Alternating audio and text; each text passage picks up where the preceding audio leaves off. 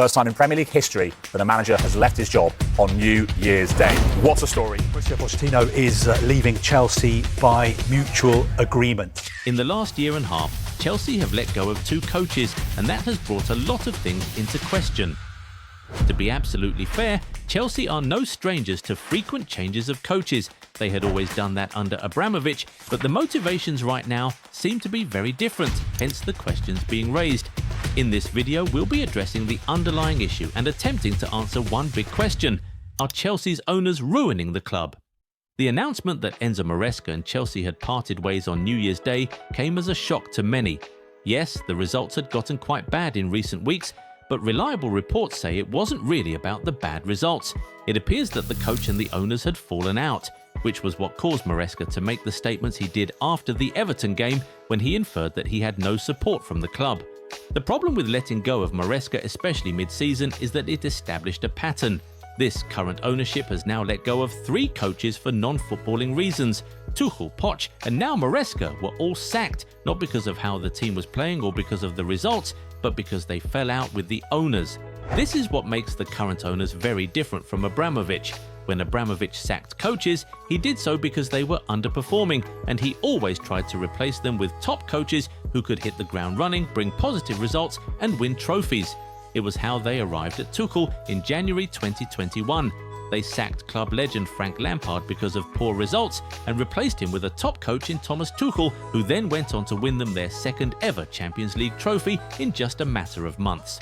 However, not only does the current ownership sack coaches because of off-field feuds, their recruitment of coaches is actually quite questionable.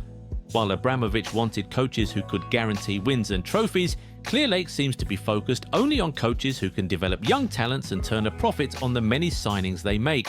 So, it appears that they don't care much about winning trophies or any sort of football excellence. These are just businessmen who are looking to make as much profit as they can from their venture. Of course, this might be great for the owners and the management, but for the fans and the club itself, it seems like an absolute nightmare, and we'll explain why. But just before we do, if you aren't already subscribed to the channel, go do that right away so you never miss out on our amazing content. Done? Okay, now back to Chelsea. You see, when the management let go of Poch in 2024, they said they wanted a young progressive coach willing to buy into their way of working. Essentially, they want a coach they can control, one who'll do as they say and not question them. And well, there's no top coach who will work under such conditions, which means that despite being a big club, Chelsea is just not an attractive job for top coaches under this current management. So the club, at best, is practically doomed to hiring young and less known managers with potential. That was exactly what they did with Enzo Maresca, giving him a massive leap from Leicester City. But here's where the problem comes in. When you hire a young and inexperienced coach to take over a big club, the pressure from the fans, the media, and even the club itself doesn't disappear. So, although the coach might have agreed to do whatever the management wanted at the time he was hired, when his seat gets hot and the pressure starts to mount, he's bound to make some demands that might make the management uncomfortable. And well, as we've seen, the owner's response to this is usually to let go of said coach. What this means is that Chelsea fans are bound to find themselves in an endless loop.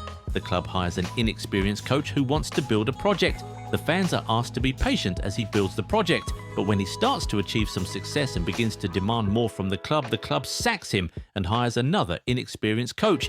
And well, the cycle continues. Unless this cycle is broken, the club just won't get to the point where they enjoy sustained success, and it'll all be down to the club's very unconventional model. Basically, your model makes it nearly impossible for you to attract top coaches, and when the inexperienced coaches you hire turn into top coaches at your club, you hound them out due to off-pitch drama. Does this sound like the way a top club is run, or does it properly describe a feeders club? Let's face it, the owners are actually ruining the club. But it's not even just about the coaches, it's also about the player recruitment. As you must have noticed, the current management has made sure to exclusively sign young players who they believe have massive potential. And well, because they sign too many of them, it is practically impossible to fit all of them into the team, so their model involves flipping a lot of those players for profit in a couple years. It's what they did with the likes of Noni Madueke, Renato Vega, George Petrovic, Carney Chukwuemeka, and a host of other players.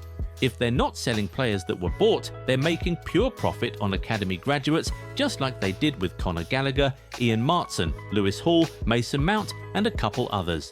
Business-wise, this is brilliant. They'll likely continue to secure significantly less losses than every other Big Six club in the coming years. But is it great for performances on the pitch? It doesn't appear so. Building a project with young players is good, but every squad also needs top, already established, and experienced players to lead and inspire. Poch specifically asked for experienced players and wanted to block the sales of Chalobah and Gallagher for pure profit in 2024, which was essentially why he was sacked. You look at Chelsea in some games and it's so obvious that they lack experience. If they had just a few experienced players here and there, they would be a much better team. Add to the fact that the club only now wants inexperienced coaches. It all just feels like a team built to melt under intense pressure. Take PSG, for example. They have a very young squad, but they still have experienced players like Marquinhos, Fabian Ruiz, and Hakimi. And of course, they have a super experienced coach with a winning mentality. And well, see how far it got them. Barcelona is another super young team, but they still have experience everywhere with Lewandowski, ter Stegen, Szczęsny, and of course, the coach. Man City let go of De Bruyne, Akanji and Gundogan, but they still kept Stones, Bernardo Silva, Ake and Rodri, because even Pep knows how important experience can be for any team. If you actually follow these teams, you'd see a few games where they were in very tight spots but were bailed out by experience. And these talented young players would testify that they learn a lot from the older and more experienced players in the squad. Having a young core is great, in fact, it's advised, but every squad just needs experience. But it appears that the Chelsea owners don't know this or just don't care about it, provided their model continues to make them as much money as possible. However, the fans don't care about how much money the club makes. All they want is to see their team play good football, win games and win trophies. I mean, Chelsea fans just started to believe in the Maresca project in the summer following the club clinching the Europa Conference League and the Club World Cup. And then you go on and sack the coach 6 months after that, only to replace him with another young coach who'll take another 2 years to start building a new project all over again from scratch.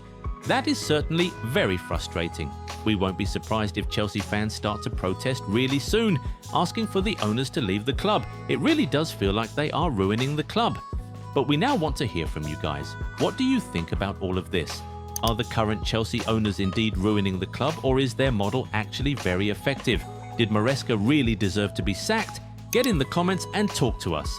If you enjoyed this video, give it a thumbs up and subscribe to the channel. Also, turn on the bell notification so you never miss out on new content. Catch you in the next one. Bye. Hello YouTube family, Merry Christmas and a huge Happy New Year to all of you.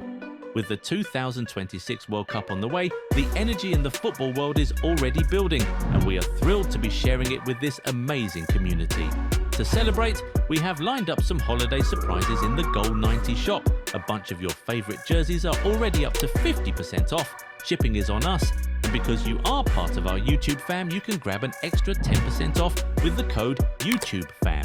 Thanks for all the love and support. 2026 is going to be massive. Let's enjoy every moment together.